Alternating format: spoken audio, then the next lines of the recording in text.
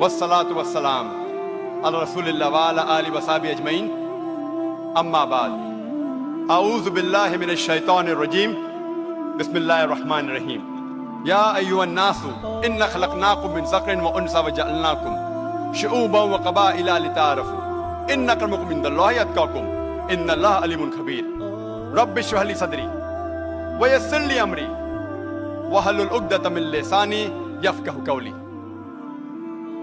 শ্রদ্ধেয় গুরুজনেরা এবং আমার প্রিয় ভাই বোনেরা, আপনাদের সবাইকে স্বাগত জানাই ইসলামিক সম্ভাষণে।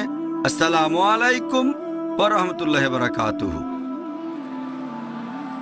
আল্লাহ সুবহানাহু ওয়া তাআলার দয়া, শান্তি এবং রহমত আপনাদের সবার উপরে বর্ষিত হোক। এটা আমার জন্য যথেষ্ট আনন্দ আর সম্মানের ব্যাপার। শেষ লেকচারটা দিচ্ছি এই কনফারেন্সে, গ্লোবাল পিস অ্যান্ড ইউনিটি। আজকে আমার লেকচারের টপিক, ইসলাম হচ্ছে একমাত্র সমাধান বিশ্বজুড়ে শান্তি আর একতার জন্য। একতা এটা আসলে বিভিন্ন রকমের হতে পারে। একতা যার ভিত্তি হচ্ছে রক্তের সম্পর্ক, একতা যেটার ভিত্তি হলো এলাকা, সম্প্রদায়, গোত্র বা বর্ণ। তবে এই সব একতার সীমাবদ্ধতা আছে, এগুলো পৃথিবীব্যাপী না। ইসলাম ধর্ম এটা মানে না যে মানব জাতি বিভিন্ন গোত্র আর স্তরে বিভক্ত। আমার লেকচারের শুরুতে পবিত্র কোরআনের একটা আয়াত বলেছি, সূরা হুজুরাত অধ্যায় নম্বর 49 আয়াত নম্বর 13। আল্লাহ পবিত্র কোরআনে বলেছেন, يا أيها الناس إنا خلقناكم من ذكر وأنثى وجعلناكم شعوبا وقبائل لتعارفوا إن أكرمكم عند الله أتقاكم إن الله عليم خبير। যার মানে, হে মানব জাতি, আমি তোমাদেরকে এক জোড়া পুরুষ ও নারী হতে সৃষ্টি করেছি, আর তোমাদের বিভক্ত করেছি আমি বিভিন্ন জাতীয় গোত্রে, যাতে একে অন্যকে চিনতে পারো। এজন্য নয় যে একে অন্যকে ঘৃণা করবে। এবং আল্লাহর কাছে সেই ব্যক্তির অধিক মর্যাদা রয়েছে যে ব্যক্তির রয়েছে তাকওয়া। আল্লাহ সুবহানাহু ওয়া তাআলার বিচার করার মানদণ্ডটা সেটা গায়ের রং না, সেটা বর্ণ না, সম্পদ না, লিঙ্গ না, সেটা হচ্ছে তাকওয়া। তার মানে আল্লাহকে মেনে চলা, ধার্মিকতা আর ন্যায়নিষ্ঠতা। আল্লাহ পবিত্র কোরআনে বলেছেন সূরা রুম অধ্যায় নম্বর 30 অনুচ্ছেদ 22, তার নিদর্শনাবলীর মধ্যে রয়েছে আকাশমণ্ডলী ও পৃথিবীর সৃষ্টি, এবং তিনি তোমাদের ভাষা আর বর্ণের মধ্যে বৈচিত্র্য সৃষ্টি করে দিয়েছেন। এতে জ্ঞানীদের জন্য অবশ্যই বহু নিদর্শন রয়েছে। আল্লাহ মানুষকে বিভিন্ন বর্ণে সৃষ্টি করেছেন, বিভিন্ন ভাষা দিয়েছেন, যাতে করে একে অন্যকে চিনতে পারে। আল্লাহ বলেছেন সূরা ইসরা অধ্যায় নম্বর 17 আয়াত 70, ওয়ালাকাদ কাররামনা বানি আদম। আল্লাহ সব আদম সন্তানকে মর্যাদা দান করেছেন। পৃথিবীর যে অংশ থেকে আপনি আসেন না কেন, যে সম্প্রদায় থেকে আসেন না কেন, আল্লাহ সুবহানাহু ওয়া তাআলা সব আদম সন্তানকে মর্যাদা দিয়েছেন, পুরো মানব জাতিকে। আল্লাহ বলেছেন সূরা ফাতির অধ্যায় 35 আয়াত 24, ওয়া ইম মিন উম্মাতিন ইল্লা খালা ফিহা নাযীর। এমন কোন সম্প্রদায় নেই যাদের কাছে আমি সতর্ককারী পাঠাইনি। আল্লাহ কোরআনে বলেছেন সূরা রদ অধ্যায় 13 অনুচ্ছেদ 7, ওয়া লিকুল্লি কওমিন হাদ। প্রত্যেক সম্প্রদায়ের জন্য রয়েছে পথপ্রদর্শক। আল্লাহ তাআলা প্রত্যেক সম্প্রদায়ের জন্য নবী রাসূল পাঠিয়েছেন। আমাদের নবীজি মুহাম্মদ সাল্লাল্লাহু আলাইহি ওয়াসাল্লাম বলেছেন, এই সহিহ হাদিসটা আছে আহমদ ইবনে হাম্বলে খণ্ড নম্বর 5। আমাদের নবীজি বলেছেন, এ পর্যন্ত পৃথিবীতে 1,24,000 নবী রাসূল এসেছেন। তবে যেসব নবী রাসূল সর্বশেষ ও চূড়ান্ত নবী মুহাম্মদ সাল্লাল্লাহু আলাইহি সাল্লামের আগে এসেছেন, তারা এসেছেন শুধু তাদের সম্প্রদায়ের জন্য, তাদের উম্মার জন্য। আর যেহেতু নবীজি মুহাম্মদ সাল্লাল্লাহু আলাইহি সাল্লাম হলেন সর্বশেষ ও চূড়ান্ত নবী, তিনি শুধুমাত্র মুসলিম বা আরবদের জন্য আসেননি। আল্লাহ পবিত্র কোরআনে বলেছেন সূরা আম্বিয়া অধ্যায় নম্বর 21 আয়াত নম্বর 107, ওয়া মা আরসালনাকা ইল্লা রাহমাতাল লিল আলামিন। আমি তো তোমাকে প্রেরণ করেছি কেবল বিশ্বজগতের প্রতি রহমত হিসেবে, সকল সৃষ্টির প্রতি রহমত হিসেবে, পুরো মানবজাতির প্রতি রহমত হিসেবে। আল্লাহ বলেছেন সূরা সাবা অধ্যায় নম্বর 34 আয়াত নম্বর 28, ওয়া মা আরসালনাকা ইল্লা কাফাতাল লিন-নাস বাশীরা ওয়া নাযীরা। আমি তো তোমাকে সমগ্র মানবজাতির প্রতি সুসংবাদদাতা ও সতর্ককারী রূপে পৃথিবীতে পাঠিয়েছি, কিন্তু অধিকাংশ মানুষই এখনো এটা জানে না। তাহলে নবীজি মুহাম্মদ সাল্লাল্লাহু আলাইহি সাল্লাম শুধুমাত্র মুসলিম বা আরবদের জন্য আসেননি, তিনি এসেছিলেন পুরো মানব জাতির জন্য। আল্লাহ কোরআনে বলেছেন সূরা রদ অধ্যায় 13 আয়াত 38, লিকুল্লি আজলিন কিতাব। প্রত্যেক যুগে আমি আসমানি কিতাব পাঠিয়েছি। পবিত্র কোরআনে মাত্র 4টার নাম উল্লেখ করা হয়েছে, তবে প্রত্যেক যুগেই আল্লাহ আসমানি কিতাব পাঠিয়েছেন। কিন্তু সর্বশেষ ও চূড়ান্ত আসমানি কিতাব কোরআনের আগে যেসব কিতাব এসেছিল সেগুলো ছিল নির্দিষ্ট গোত্রের জন্য, আর সেই কিতাবের নির্দেশ মানার কথা ছিল একটা নির্দিষ্ট সময় পর্যন্ত। তবে যেহেতু কোরআন সর্বশেষ ও চূড়ান্ত আসমানি কিতাব, আল্লাহ বলেছেন সূরা ইব্রাহিম অধ্যায় নম্বর 14 আয়াত নম্বর 1, আলিফ লাম র। এই কিতাব তোমার প্রতি অবতীর্ণ করেছে নবী মুহাম্মদ সাল্লাল্লাহু আলাইহি সাল্লাম, যাতে করে তুমি মানব জাতিকে বের করে আনতে পারো অন্ধকার থেকে আলোতে। যেহেতু কোরআন আল্লাহ তাআলার সর্বশেষ ও চূড়ান্ত ওহী, এটা শুধুমাত্র মুসলিম বা আরবদের জন্য নাজিল করা হয়নি, নাজিল হয়েছে পুরো মানব জাতির জন্য। এই কথাটা আবারও আছে সূরা ইব্রাহিম অধ্যায় 14 আয়াত 52, সূরা বাকারা অধ্যায় 2 আয়াত 185, এছাড়াও সূরা আল জুমার অধ্যায় 39 আয়াত 41, যে পবিত্র কোরআন নাজিল হয়েছে পুরো মানব জাতির জন্য।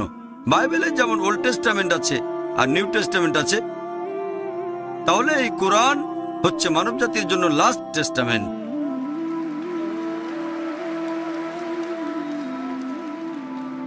এখানে বিশ্বাসের মূল ভিত্তি হচ্ছে কেবলমাত্র একজন সৃষ্টিকর্তাকে বিশ্বাস করা, রক্ষাকর্তা। এই পুরো বিশ্ব জগতের শুধু তারই ইবাদত করা উচিত। কেবলমাত্র একজন ঈশ্বরকে বিশ্বাস করা, যিনি এই বিশ্বজগৎ সৃষ্টি আর রক্ষা করছেন। এটাই হলো একমাত্র পয়েন্ট পুরো মানব জাতির একতাবদ্ধ হওয়ার জন্য। আর এটা আমাদের একতাবদ্ধ হওয়ার একটা পয়েন্ট যে আমাদের পূর্বপুরুষ এক এবং আমাদের সৃষ্টিকর্তা, আমাদের রক্ষাকর্তা, আমাদের পালনকর্তা কেবল একজন, শুধুমাত্র তারই ইবাদত করা উচিত। আপনারা যদি পড়েন পৃথিবীর প্রধান ধর্মগ্রন্থগুলো, সেখানেও এক ঈশ্বরের কথা বলা হয়েছে যে আমরা এক ঈশ্বরে বিশ্বাস করব। এটাই হচ্ছে মানব জাতির একতাবদ্ধ হওয়ার একমাত্র পথ বিশ্বে শান্তির জন্য। ধর্ম অক্সফোর্ড ডিকশনারি অনুযায়ী মানে কোনো অতিমানবীয় নিয়ন্ত্রণ শক্তিতে বিশ্বাস করা, ব্যক্তিগত ঈশ্বর বা অনেক ঈশ্বর যার উপাসনা করা আর অনুগত হওয়া উচিত। এক কথায় ধর্ম মানে ঈশ্বরে বিশ্বাস করা। আল্লাহ পবিত্র কোরআনে বলেছেন সূরা আল ইমরান অধ্যায় নম্বর 3 আয়াত নম্বর 64, কুল ইয়া আহলাল কিতাব, বলো হে কিতাবীগণ, তাআলু ইলা কালিমাতিন সাওয়াইন বাইনানা বাইনাকুম, এসো সেই কথায় যা আমাদের ও তোমাদের মধ্যে এক। প্রথম সাদৃশ্য কি? আল্লাহ না'বুদা ইল্লাল্লাহ, আমরা আল্লাহ ব্যতীত অন্য কারো ইবাদত করি না, ওয়ালা নুশরিকা বিহি শাইয়্যান, আমরা অন্য কিছুকে তার শরীক করি না, ওয়ালা ইয়াত্তাখিযা বা'দুনা বা'দান আরবাবান মিন দুনিল্লাহ, আমরা আমাদের মধ্য থেকে অন্য কাউকে আল্লাহ ব্যতীত রব হিসেবে গ্রহণ করি না।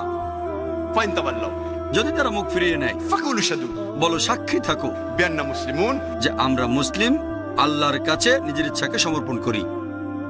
আল্লাহ পবিত্র কোরআনে যে কৌশলটার কথা বলেছেন সেটা হচ্ছে তাআলু ইলা কালিমাতিন সাওয়াইন বাইনানা বাইনাকুম, এসো সেই কথায় যা আমাদের ও তোমাদের মধ্যে এক। প্রথম সাদৃশ্য কি? আল্লাহ না'বুদা ইল্লাল্লাহ, আমরা এক আল্লাহ সুবহানাহু ওয়া তাআলা ব্যতীত অন্য কারো উপাসনা করি না। কোন ধর্মের ঈশ্বরের ধারণা বুঝতে গেলে সেই ধর্মের অনুসারীদের কাজকর্ম দেখলে হবে না। কোন ধর্মের ঈশ্বরের ধারণাটা বুঝতে গেলে আমাদের দেখতে হবে সেই ধর্মের ধর্মগ্রন্থগুলো ঈশ্বর সম্পর্কে কি বলেছে। আর আপনারা যদি প্রধান ধর্মের ধর্মগ্রন্থগুলো দেখেন, সবাই বলেছে ঈশ্বরের একত্ববাদের কথা, ঈশ্বরে বিশ্বাসের একতা, তাওহীদের কথা। প্রথমে আলোচনা করব হিন্দুইজমে ঈশ্বরের ধারণাটা নিয়ে। যদি কোনো সাধারণ হিন্দুকে জিজ্ঞেস করেন সে কতজন ঈশ্বরে বিশ্বাস করে, কেউ বলবে 3 জন, কেউ বলবে 1000, আবার কেউ বলবে সে 33 কোটি দেবদেবীতে বিশ্বাস করে। তবে কোনো জ্ঞানী হিন্দুকে জিজ্ঞেস করেন যিনি হিন্দু ধর্মগ্রন্থগুলো সম্পর্কে জানেন, তিনি আপনাকে বলবেন হিন্দুদের উচিত শুধুমাত্র একজন ঈশ্বরের উপাসনা করা। সাধারণ হিন্দুরা একটা ফিলোসফিতে বিশ্বাস করে যার নাম প্যান্থাইজম।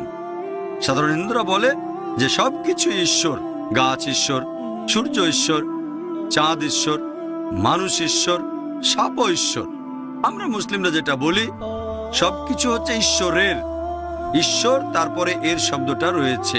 সবকিছুর মালিক হচ্ছে ঈশ্বর। গাছের মালিক ঈশ্বর, সূর্যের মালিক ঈশ্বর, চাঁদের মালিক ঈশ্বর, মানুষের মালিক ঈশ্বর, সাপের মালিকও ঈশ্বর।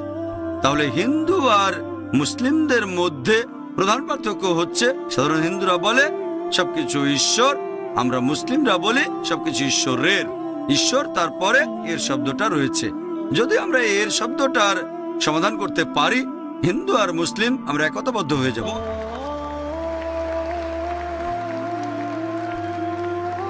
সেটা কিভাবে করব?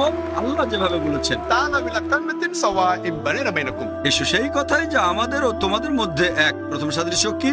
ألا نعبد إلا الله। আমরা আল্লাহ ব্যতীত অন্য কারো ইবাদত করি না।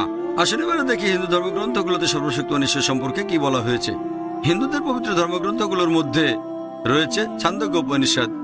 এখানে বলা হয়েছে অধ্যায় নম্বর 6, অনুচ্ছেদ 2, পরিচ্ছেদ 1। एकम एविदित्यम। এটা সংস্কৃত উদ্ধৃতি, যার মানে ঈশ্বর কেবলমাত্র একজন, দ্বিতীয় কেউ নেই। তারপরে বলা হয়েছে শ্বেতাক্ষেত্র উপনিষদে অধ্যায় নম্বর 6, অনুচ্ছেদ 9। नाचस्य कसिज जनिता न चदीपा। এই কথাটার মানে হচ্ছে সর্বশক্তিমান ঈশ্বর, তার কোনো প্রভু নেই, তার কোনো বাবা মা নেই, তার মা নেই, তার কোনো বাবা মা নেই। এর উল্লেখ আছে শ্বেতাক্ষেত্র উপনিষদে অধ্যায় নম্বর 4, অনুচ্ছেদ 19। न तस्य प्रतिमा अस्ति। ঈশ্বরের সমতুল্য আর কিছুই নেই, সর্বশক্তিমান ঈশ্বরের সমতুল্য কিছু নেই। হিন্দু ধর্মগ্রন্থগুলোর মধ্যে সবচেয়ে জনপ্রিয় আর সবচেয়ে বেশি পড়া ভগবদ গীতা। ভগবদ গীতায় বলা হয়েছে অধ্যায় নম্বর 7, অনুচ্ছেদ 20, জাগতিক আশা আকাঙ্ক্ষা যাদের সব বিচার বুদ্ধি কেড়ে নিয়েছে, তারা নকল ঈশ্বরের উপাসনা করে, তারা মূর্তি পূজা করে। ভগবদ গীতায় উল্লেখ করা হয়েছে অধ্যায় নম্বর 10, অনুচ্ছেদ 3, তারা জানে যে আমি স্বয়ম্ভু, যে কখনো জন্মগ্রহণ করেনি, পুরো বিশ্বজগতের সর্বময় প্রভু। হিন্দু ধর্মগ্রন্থগুলোর মধ্যে সবচেয়ে পবিত্র হচ্ছে বেদ। যজুর্বেদে উল্লেখ আছে অধ্যায় নম্বর 32, অনুচ্ছেদ নম্বর 3, न तस्य प्रतिमा अस्ति। মহান ঈশ্বরের কোনো প্রতিমূর্তি নেই, সর্বশক্তিমান ঈশ্বরের কোনো প্রতিমা নেই। যজুর্বেদে উল্লেখ করা হয়েছে অধ্যায় নম্বর 40, অনুচ্ছেদ 9, अंधात्म प्रविशन्ति या असम्मुति मुपास्ते। তারা অন্ধকারে প্রবেশ করছে যারা আসাম্বতীর উপাসনা করে। বিভিন্ন প্রাকৃতিক জিনিস যেমন আগুন, পানি, বাতাস ইত্যাদি। অনুচ্ছেদটা তারপর বলছে তারা আরো বেশি অন্ধকারে প্রবেশ করছে যারা উপাসনা করে সাম্বতীর, মানে মানুষের বানানো জিনিস, যেমন টেবিল, চেয়ার, মূর্তি ইত্যাদি। এ কথা কে বলেছে? যজুর্বেদ অধ্যায় নম্বর 32, অনুচ্ছেদ 3। ঋগ্বেদে উল্লেখ করা হয়েছে গ্রন্থ নম্বর 1, অনুচ্ছেদ 164, পরিচ্ছেদ 46, एकम सत विप्र बहुधा विदान्ते। ঈশ্বর একজন, সত্য একজন, জ্ঞানীরা তাকে বিভিন্ন নামে ডেকে থাকেন। আর শুধুমাত্র ঋগ্বেদের একটা অনুচ্ছেদে সর্বশক্তিমান ঈশ্বরের 33টা আলাদা বৈশিষ্ট্যের কথা বলা হয়েছে। ঋগ্বেদে গ্রন্থ নম্বর 2, অনুচ্ছেদ 1। ঋগ্বেদ আরো বলছে গ্রন্থ নম্বর 8, অনুচ্ছেদ 1, পরিচ্ছেদ 1, मां चिदन्यदि संसद। সকল প্রশংসা শুধু তারই প্রাপ্য, শুধু তারই উপাসনা করো। আর ব্রহ্মসূত্র হিন্দুজীবী ধর্মবিশ্বাসের মূল ভিত্তিটা হচ্ছে एकम ब्रह्म द्योत्या नास्ते नहना नास्ते किंचन। भगवान एक ही है, दूसरा नहीं है, नहीं है, नहीं है, जरा भी नहीं है। ঈশ্বর কেবলমাত্র একজন, দ্বিতীয় কেউ নেই, কোথাও কেউ নেই, কোথাও কেউ নেই, আর কোথাও কেউ নেই। যদি হিন্দু ধর্মগ্রন্থগুলো পড়েন তাহলে হিন্দুইজমে ঈশ্বরের ধারণাটা বুঝতে পারবেন, যে সেখানে বলা হয়েছে বিশ্বাস করুন একজন ঈশ্বরকে, যার কোনো প্রতিমূর্তি নেই, যার কোনো মূর্তি নেই, শুধু তার উপাসনা করো। আসুন এবার ইহুদি ধর্মে ঈশ্বরের ধারণা নিয়ে আলোচনা করি। ওল্ড টেস্টামেন্টে উল্লেখ করা হয়েছে বুক অব ডিউটেরোনমি অধ্যায় নম্বর 6, অনুচ্ছেদ 4, মুসা আলাইহিস সালাম বলেছেন, शमा इस्राएलो अदनन हाइनो अदनाय खद। এটা হিব্রু ধৃতি, যার মানে শোনো ইসরায়েলবাসী, প্রভু আমাদের ঈশ্বর হলেন একজন। এটা আছে বুক অব আইজায়াতে অধ্যায় নম্বর 43, অনুচ্ছেদ 11, আমি তোমাদের প্রভু, অন্য আর কেউ নেই, আমি ব্যতীত অন্য কোনো রক্ষাকর্তা নেই। আছে বুক অব আইজায়া অধ্যায় 45, অনুচ্ছেদ 5, আমি ঈশ্বর, আর কেউ নেই, আমি ব্যতীত আর কোনো উপাস্য নেই। এরপর বুক অব আইজায়া অধ্যায় 46, অনুচ্ছেদ 9, আমি ঈশ্বর, আমার সমতুল্য কেউ নেই। এরপর বুক অব এক্সোডাস অধ্যায় নম্বর 20, অনুচ্ছেদ 3 থেকে 5, এছাড়াও বুক অব ডিউটেরোনমি অধ্যায় 5, অনুচ্ছেদ 7 থেকে 9 বলা হয়েছে সর্বশক্তিমান ঈশ্বর ওল্ড টেস্টামেন্টে বলছেন, আমাকে ছাড়া তোমরা আর কোনো দেবতার উপাসনা করবে না, তোমরা আমার এমন কোনো প্রতিমূর্তি তৈরি করবে না, মূর্তি তৈরি করবে না যার সাথে সাদৃশ্য আছে উপরে আকাশের কিছু, নিচে মাটি বা মাটির নিচের পানিতে কিছুর সাথে। তাদের সামনে নতজানু হবে না, তাদের সেবা করবে না, কারণ আমি তোমাদের প্রভু, তোমাদের ঈশ্বর খুবই ঈর্ষাপরায়ণ। তাহলে যদি ওল্ড টেস্টামেন্ট পড়েন আপনারা ইহুদি ধর্মে ঈশ্বরের ধারণাটা বুঝতে পারবেন। তারাও এক ঈশ্বরে বিশ্বাস করে, শুধু তার উপাসনায় করা উচিত, তার কোনো প্রতিমূর্তি নেই। খ্রিস্টান ধর্মে ঈশ্বরের ধারণা সম্পর্কে আলোচনা করার আগে আমি কয়েকটা পয়েন্ট বলে নিই। ইসলাম হচ্ছে একমাত্র অখ্রিস্টান ধর্ম বিশ্বাস যে ধর্মে যীশু খ্রিস্ট বা ঈসা আলাইহিস সালামকে আল্লাহর নবী বলে বিশ্বাস করা হয়। সেই মুসলিম আসলে মুসলিম না যদি সে ঈসা আলাইহিস সালামকে নবী বলে না মানে। আমরা মানি যে তিনি আল্লাহ সুবহানাহু ওয়া তাআলার প্রেরিত একজন নবী ও রাসূল, প্রেরিত পুরুষ। আমরা মানি যে তিনি হলেন মসিহ অর্থাৎ খ্রিস্ট। আমরা মানি যে তিনি অলৌকিকভাবে জন্মেছিলেন কোনো পুরুষের স্পর্শ ছাড়াই, যেটা এখনকার দিনের অনেক আধুনিক খ্রিস্টানই বিশ্বাস করে না। আমরা মানি যে তিনি আল্লাহর নির্দেশে মৃতকে জীবিত করেছেন। আমরা মানি যে তিনি আল্লাহর নির্দেশে কুষ্ঠরোগী আর জন্মান্ধদের সুস্থ করেছেন। মুসলিম আর খ্রিস্টানরা এখানে আমরা এক। প্রশ্ন করতে পারেন, তাহলে পার্থক্যটা কোথায়? আমাদের পার্থক্য হচ্ছে এরকম অনেক খ্রিস্টানই আছে যারা বলে যে যীশু খ্রিস্ট নিজেকে ঈশ্বর বলে দাবি করেছেন। তিনি বলেছেন যে আমি সর্বশক্তিমান ঈশ্বর। সত্যি বলতে আপনারা যদি বাইবেল পড়েন, গোটা বাইবেলে আপনারা স্পষ্ট করে বলা এমন একটা অনুচ্ছেদ খুঁজে পাবেন না যেখানে যীশু খ্রিস্ট বা ঈসা আলাইহিস সালাম নিজের মুখে বলেছেন যে আমি ঈশ্বর অথবা আমার উপাসনা করো। কথাটা আবারও বলছি, যদি আপনারা বাইবেল পড়েন সেখানে স্পষ্ট করে বলা একটা অনুচ্ছেদ পাবেন না যেখানে যীশু খ্রিস্ট তার নিজের মুখেই বলেছেন যে আমি ঈশ্বর অথবা আমার উপাসনা করো। আপনারা যদি বাইবেল পড়েন, যীশু খ্রিস্ট তার নিজের মুখেই বলেছেন। এটা আছে গসপেল অফ জন অধ্যায় নম্বর 14 অনুচ্ছেদ 28। যীশু খ্রিস্ট বা ঈসা আলাইহিস সালাম বলেছেন আমার পিতা আমার চেয়ে মহান। গসপেল অফ জন অধ্যায় 10 অনুচ্ছেদ 29 আমার পিতা সবার চেয়ে মহান। গসপেল অফ ম্যাথিউ অধ্যায় 12 অনুচ্ছেদ 28 আমি ঈশ্বরের আত্মার সাহায্যে শয়তানকে তাড়িয়ে দিই। গসপেল অফ লুক অধ্যায় 11 অনুচ্ছেদ 20 আমি ঈশ্বরের আঙুলের সাহায্যে শয়তানকে তাড়িয়ে দিই। গসপেল অফ জন অধ্যায় 5 অনুচ্ছেদ 30 আমি নিজের থেকে কিছুই করতে পারি না।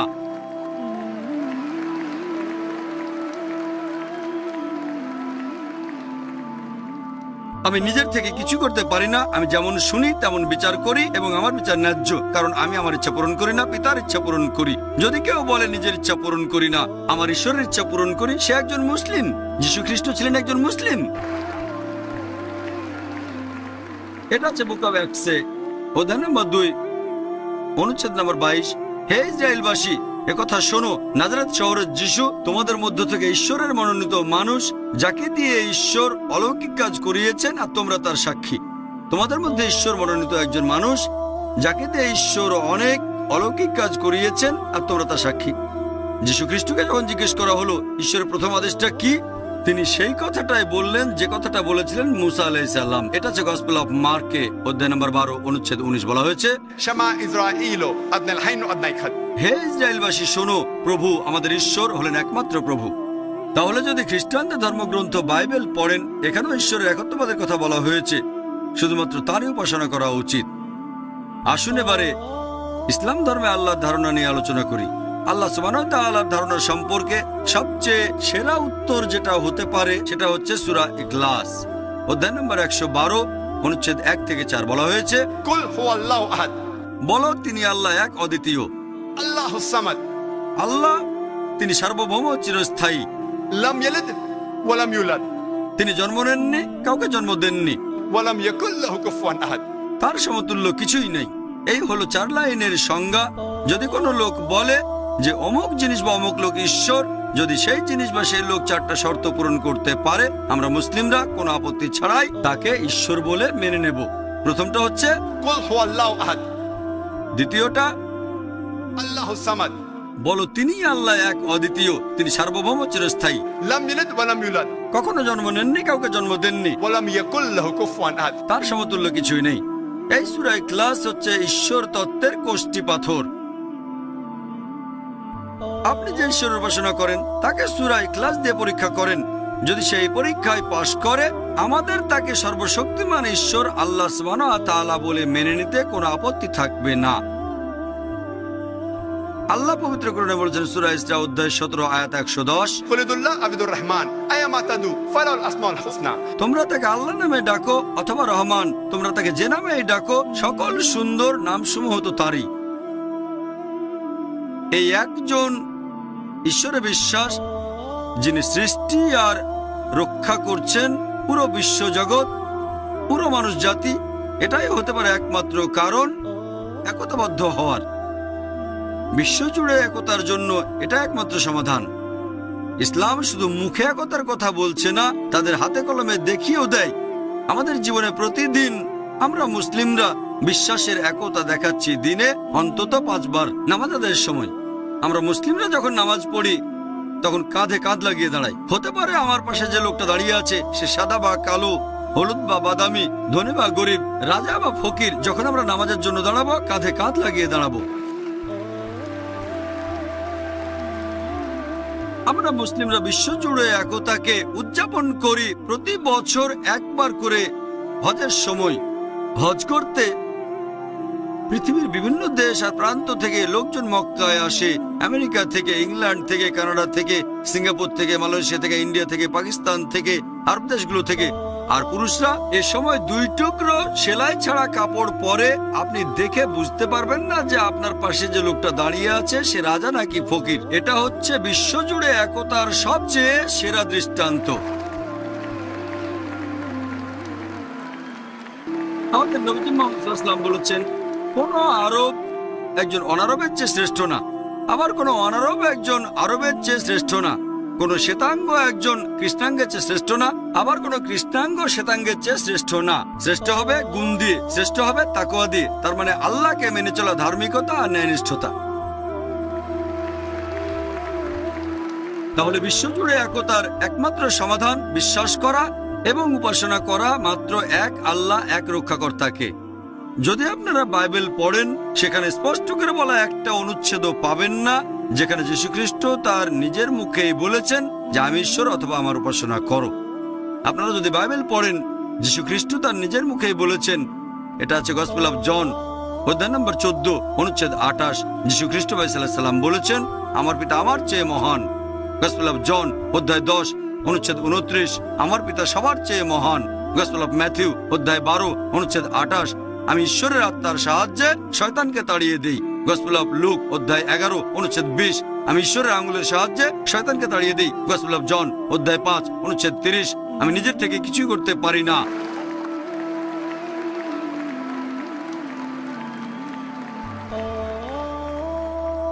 আমি নিজের থেকে কিছু করতে পারি না। আমি যেমন শুনি তেমন বিচার করি এবং আমার বিচার ন্যায্য, কারণ আমি আমার ইচ্ছা পূরণ করি না, পিতার ইচ্ছা পূরণ করি। যদি কেউ বলে নিজের ইচ্ছা পূরণ করি না, আমার ঈশ্বরের ইচ্ছা পূরণ করি, সে একজন মুসলিম। যীশুখ্রিস্ট ছিলেন একজন মুসলিম। এটা হচ্ছে বুক অফ অ্যাক্টসে অধ্যায় নম্বর 2 অনুচ্ছেদ নম্বর 22। হে ইসরায়েলবাসী, একথা শোনো, নাজারেত শহরের যিশু তোমাদের মধ্য থেকে ঈশ্বরের মনোনীত মানুষ, যাকে দিয়ে ঈশ্বর অলৌকিক কাজ করিয়েছেন আর তোমরা তার সাক্ষী। তোমাদের মধ্যে ঈশ্বর মনোনীত একজন মানুষ, যাকে দিয়ে ঈশ্বর অনেক অলৌকিক কাজ করিয়েছেন আর তোমরা তার সাক্ষী। যীশুখ্রিস্টকে যখন জিজ্ঞেস করা হলো ঈশ্বরের প্রথম আদেশটা কি, তিনি সেই কথাটাই বললেন যে কথাটা বলেছিলেন মুসা আলাইহিস সালাম। এটা হচ্ছে গসপেল অফ মার্কে অধ্যায় নম্বর 12 অনুচ্ছেদ 19 বলা হয়েছে, শামা ইসরাঈলো আদনাল হাইনু আদনাই খাদ। হে ইসরায়েলবাসী শোনো, প্রভু আমাদের ঈশ্বর হলেন একমাত্র প্রভু। তাহলে যদি খ্রিস্টানদের ধর্মগ্রন্থ বাইবেল পড়েন, এখানেও ঈশ্বরের একত্ববাদের কথা বলা হয়েছে, শুধুমাত্র তারই উপাসনা করা উচিত। আসুন এবারে ইসলাম ধর্মে আল্লাহর ধারণা নিয়ে আলোচনা করি। আল্লাহ সুবহানাহু ওয়া তাআলার ধারণা সম্পর্কে সবচেয়ে সেরা উত্তর যেটা হতে পারে সেটা হচ্ছে সূরা ইখলাস অধ্যায় নম্বর 112 অনুচ্ছেদ 1 থেকে 4 বলা হয়েছে, কুল হুয়াল্লাহু আহাদ, বলো তিনি আল্লাহ এক অদ্বিতীয়। আল্লাহুস সামাদ, আল্লাহ তিনি সার্বভৌম চিরস্থায়ী। লাম ইয়ালিদ ওয়া লাম ইউলাদ, তিনি জন্ম নেননি, কাউকে জন্ম দেননি। ওয়া লাম ইয়াকুল লাহু কুফুয়ান আহাদ, তার সমতুল্য কিছুই নেই। এই হলো 4 লাইনের সংজ্ঞা। যদি কোনো লোক বলে যে অমুক জিনিস বা অমুক লোক ঈশ্বর, যদি সেই জিনিস বা সেই লোক 4টা শর্ত পূরণ করতে পারে, আমরা মুসলিমরা কোনো আপত্তি ছাড়াই তাকে ঈশ্বর বলে মেনে নেব। প্রথমটা হচ্ছে কুল হুয়াল্লাহু আহাদ, দ্বিতীয়টা আল্লাহুস সামাদ, বলো তিনি আল্লাহ এক অদ্বিতীয়, তিনি সার্বভৌম চিরস্থায়ী। লাম ইয়ালিদ ওয়া লাম ইউলাদ, কখনো জন্ম নেননি, কাউকে জন্ম দেননি। ওয়া লাম ইয়াকুল লাহু কুফুয়ান আহাদ, তার সমতুল্য কিছুই নেই। এই সূরা ইখলাস হচ্ছে ঈশ্বর তত্ত্বের কোষ্ঠী পাথর। আপনি যে ঈশ্বরের উপাসনা করেন তাকে সূরা ইখলাস দিয়ে পরীক্ষা করেন। যদি সেই পরীক্ষায় পাশ করে আমাদের তাকে সর্বশক্তিমান ঈশ্বর আল্লাহ সুবহানাহু ওয়া তাআলা বলে মেনে নিতে কোনো আপত্তি থাকবে না। আল্লাহ পবিত্র কোরআনে বলেছেন সূরা ইসরা অধ্যায় 17 আয়াত 110, কুলিদুল্লাহ আবিদুর রহমান আয়ামা তাদু ফালাল আসমাউল হুসনা। তোমরা তাকে আল্লাহ নামে ডাকো অথবা রহমান, তোমরা তাকে যে নামেই ডাকো, সকল সুন্দর নামসমূহ তো তারই। এই একজন ঈশ্বরে বিশ্বাস, যিনি সৃষ্টি আর রক্ষা করছেন পুরো বিশ্বজগৎ, পুরো মানুষ জাতি, এটাই হতে পারে একমাত্র কারণ একতাবদ্ধ হওয়ার। বিশ্বজুড়ে একতার জন্য এটা একমাত্র সমাধান। ইসলাম শুধু মুখে একতার কথা বলছে না, তাদের হাতে কলমে দেখিয়েও দেয়। আমাদের জীবনে প্রতিদিন আমরা মুসলিমরা বিশ্বাসের একতা দেখাচ্ছি। দিনে অন্তত 5 বার নামাজ আদায়ের সময় আমরা মুসলিমরা যখন নামাজ পড়ি তখন কাঁধে কাঁধ লাগিয়ে দাঁড়াই। হতে পারে আমার পাশে যে লোকটা দাঁড়িয়ে আছে সে সাদা বা কালো, হলুদ বা বাদামি, ধনী বা গরিব, রাজা বা ফকির। যখন আমরা নামাজের জন্য দাঁড়াবো কাঁধে কাঁধ লাগিয়ে দাঁড়াবো। আমরা মুসলিমরা বিশ্বজুড়ে একতাকে উদযাপন করি প্রতি বছর একবার করে হজের সময়।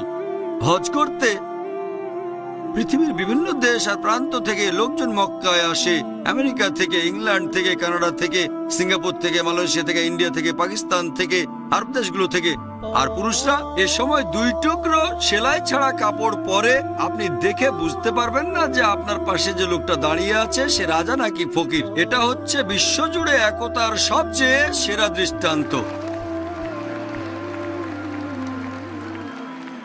আমাদের নবী মুহাম্মদ সাল্লাল্লাহু আলাইহি ওয়াসাল্লাম বলেছেন, কোন আরব একজন অনারবের চেয়ে শ্রেষ্ঠ না, আবার কোন অনারব একজন আরবের চেয়ে শ্রেষ্ঠ না।